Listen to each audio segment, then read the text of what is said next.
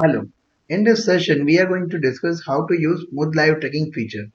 So this feature is very much helpful to get the particular vehicle to be run onto a platform, onto the live tracking frame, where you can track the vehicles and a smooth path will be drawn onto the map and can be reflected as per the data that has been updated for a particular vehicle. So let's check this option that is available into system, that is into the user's right. This option is available into the user, and accordingly the users is already created or you create a new user. This option will be available into the more information parameter. So when you click onto the more information, the smooth live tracking options will be available. So here based on these options, if the user need to enable the features functionality to track the particular vehicle onto the live tracking screen, then you just need to enable the smooth live tracking feature.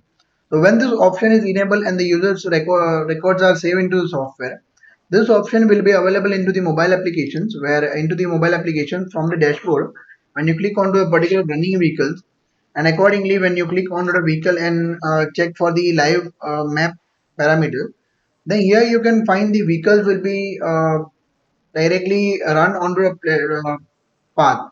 That is the smooth live tracking and a slowly movement of a particular vehicle will be appeared and reflected based on the last data that has been updated.